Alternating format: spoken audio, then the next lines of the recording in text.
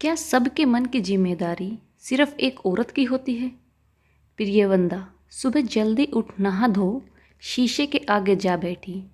पूरे दिन में बस यही 2 घड़ी अपने लिए निकाल पाती थी।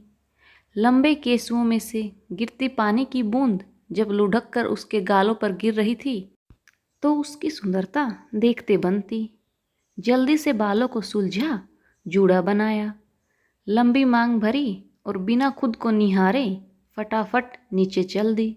आज शादी के 22 साल बाद भी नई नवेली दुल्हन सी लगती। नीचे सब चाय का इंतजार कर रहे थे। कमर में पल्लू बांध एक तरफ चाय चढ़ाई और दूसरी तरफ बच्चों को आवाज़ें लगाने चल दी। बेटा उठो, चाय तैयार है। सास ससुर भी बाहर बैठे चाय का इंतजार कर रहे थे। फटाफट चाय बनाने लगी। ससुर जी काली चाय पीते हैं, सासू माँ दूध वाली। पतिदेव चाय की जगह कॉफ़ी लेते हैं। बिटिया योगा करती है तो नींबू वाली चाय, और बेटा उसी समय हॉर्लिक्स वाला दूध लेता था। काम महज एक चाय का था, पर इसमें इतनी वैरायटी, उसमें लगने वाला समय और मेहनत करने वाले के अलावा कोई नहीं समझ सकता। सबको खुश रखने वाली प्रियवंदा दुबली पतली काया की थी। झटपट इधर उधर घूम सबकी फरमाइश पूरी करने में लगी रहती। सबके पसंद का नाश्ता, खाना, कपड़े, घर बाहर सब काम उसी के हिस्से में आता। 10 बज गए थे। पतिदेव लंच लेकर जाते हैं। उसी समय ससुर जी पूजा कर नाश्ता करते हैं। चूँकि पतिदेव लंच लेकर जाते हैं तो 10 बजे हल्का नाश्ता होता है, जिसमें रोटी पराठा जैसी कुछ साधारण सा खाना ही पसंद करते हैं।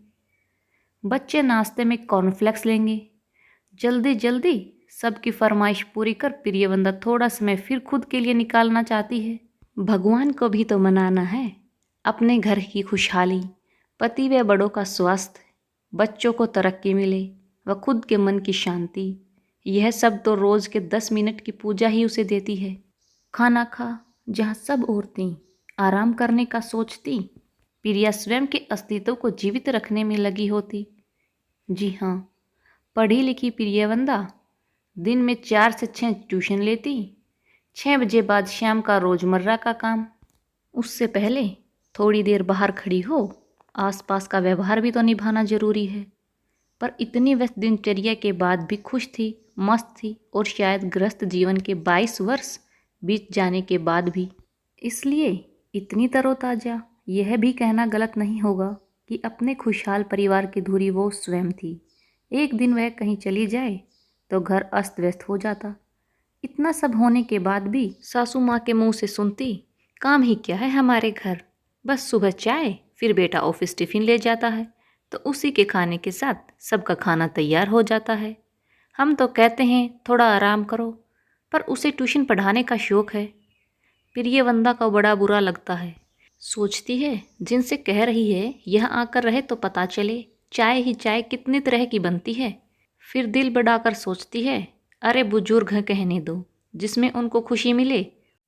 उसके ऐसा सोचने से रिश्ता फिर सामान्य हो जाता है। आज दिन का काम सलटा, आराम करने की इच्छा हुई, पढ़ाने का भी मन नहीं था। थोड़ी थकान सी महसूस हो रही थी। बड़ी मुश्किल से शाम तक काम सुलटाया। अब हरारत भी शुरू हो गई।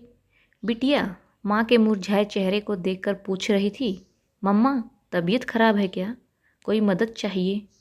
पर हर बार प्रियवंदा का एक ही जवाब होता, नहीं, तुम अपनी पढ़ाई में ध्यान दो।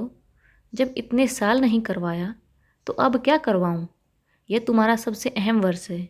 लड़के तो लड़के हैं जो शायद अभिव्यक्त कम कर पाते हैं। बेटा अपनी ही टोन में बोला, क्या यार मम्मा मुंह लटका कर बैठी हो? आज हमारे घर के शक्तिमान को क्या हो गया है? किसी तरह से सारा काम सलटा। बिना कुछ खाए पिए प्रिया सो गई। सुबह जब वह हिम्मत कर उठकर आई तो रोज वाली फुर्ती नहीं थी। थोड़ा शरीर में भी थकावट महसूस हो रही थी। बिटिया से चाय बनवाई तो पूरा सलेब खराब। पहला जवाब था, माँ मैं बस एक ही तरह की चाय बनाऊंगी, आज सब वही पी लो। सभी ने उसे अपनी तरफ से आराम दिया। कितना, वो तो वो करने वाली ही समझ सकती है। पतिदेव ने नाश्ते का त्याग कर कहा, तबीयत ठीक नहीं है तो नाश्ता रहने दो, लंच ही रख दो, अभी कॉर्नफ्लेक्स ले लूँगा। सासू माँ उसकी जगह भगवान को मनाती नजर आई। बहू पूजा मैं कर लूँगी, तू आराम कर। बस ये प्रसाद पकड़ा दे और हिम्मत हो तो ये भगवान जी के 2 बर्तन धो दे। उसकी बीमारी ने सारा घर सिर पर उठा लिया था। थोड़ी देर आराम कर जब वह वापस आई, सभी प्रश्न भरी निगाहों से उसकी तरफ देख रहे थे, जैसे कहना चाह रहे हों अब तो आराम है। वह धीरे धीरे अपने काम में लग गई। सबने उसे काम करते देखा तो सोचा सब सामान्य है, फिर सब अपने में व्यस्त हो गए। मन में सोच रही थी, मैं सारे घर का रोज करती हूँ, सबके मन का करती हूँ, क्या किसी के भी मन में मेरे लिए कोई भाव नहीं? आज मेरी एक दिन की पीड़ा को कोई नहीं सह सकता, कोई महसूस नहीं कर सकता। क्या मेरा रसोई घर के अलावा इन सब की भावनाओं में कोई वजूद नहीं? सच में सबके लिए करने वाली का आज कौन करेगा? रह रह कर यही सोचती रही। क्या कभी कोई यह नहीं सोचता होगा कि मेरी भी रोज़मर्रा के काम से हटकर कुछ अलग करने की इच्छा होती होगी? मेरी भी भावनाएं होंगी, मैं भी कभी थकती हूँ। जब मैं सबके लिए सोचती हूँ तो मेरे लिए सोचने की जिम्मेदारी किसकी है? क्या एक औरत का ही फर्ज है सबके मन का करना? क्या घर में कोई यह नहीं सोचने वाला है कि अंदर से बिखरी होने के बाद भी मैं सबके लिए संवरी होती हूँ? मेरा संवरना महसूस करने वाले यह नहीं सोच पाते कि क्या कभी मैं भी अंदर से बिखर सकती? सोचते सोचते समय बीत गया। बिना कुछ खाए प्रिया को नींद आ गई। पतिदेव बार बार देखते रह गए, पर उठना उचित नहीं समझा। रात को तेज बुखार महसूस हुआ, सब सो रहे थे। तो माँ, पत्नी व बहू होने के नाते उसकी जिम्मेदारी बनती है कि किसी की नींद में खलल न हो। चुपचाप धीरे से उठी और दवाई खा सो गई। सुबह खिड़की से आती सूरज की किरण मुंह पर पड़ी तो नींद खुली। समय देखा तो 9 बज रहे थे। घबराई प्रियवंदा फटाफट उठ नहाने चल दी। मन ही मन सोच रही थी, आज मैं समय पर उठी नहीं तो घर का पता ही नहीं क्या हाल होगा। हिम्मत जवाब दे रही थी, पर विचार आ रहा था सब अस्त व्यस्त होगा। अम्मा बाबूजी को चाय भी नहीं मिली होगी, बच्चों को दूध, पतिदेव का टिफिन। देखा तो पूरा घर करीने से सजा हुआ था। माताजी रसोई में लगी हैं और बिटिया आज वही पढ़ाई कर रही है। बीच बीच में दादी की मदद भी करती जा रही है। आज पूजा का जिम्मा बाबूजी ने ले लिया है। पतिदेव नाश्ता कर चुके हैं। उसे देख बोले, अरे प्रिया आ गई, कैसी हो आज? आराम करना है? दिक्कत हो तो फ़ोन कर देना, मैं ऑफिस के लिए निकल रहा हूँ। बिटिया फटाफट चाय ले आई। मम्मा, तुलसी के पत्तों की चाय, खास आपके लिए दादी ने बनाई है। मन में 2 तरह के विचार चल रहे थे।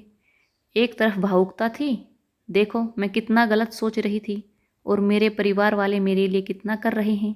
हमेशा सास का रोब रखने वाली अम्मा आज अपना रुतबा छोड़ चाय पिला रही है। दूसरी तरफ नकारात्मक विचार थे, क्या मेरे बिना भी यह सब लोग व्यवस्थित रह सकते हैं? मेरी इन लोगों को कोई ज़रूरत नहीं। इतने में अनायास के मुंह से निकला, पापा का टिफ़िन। आज वो टिफ़िन नहीं ले गए हैं, बिटिया ने कहा। सासू माँ ने बीच में ही जवाब दिया, अब बीवी के हाथ का खाना अच्छा लगता है? बोले, बिना तेल की चटपटी सूखी सब्जी ही टिफ़िन में अच्छी लगती है। माँ, प्रिया जैसी तुम नहीं बना पाओगी और इतनी फुर्ती से काम भी नहीं कर पाओगी। आज वहीं खा लूँगा। माँ की बात सुन दिल थोड़ा खुश हुआ। सासू माँ बोली, बीमार मत पड़ा कर, अब काम की आदत छूट गई है। तुम्हें बीमार देखकर हम सब लाचार महसूस करते हैं।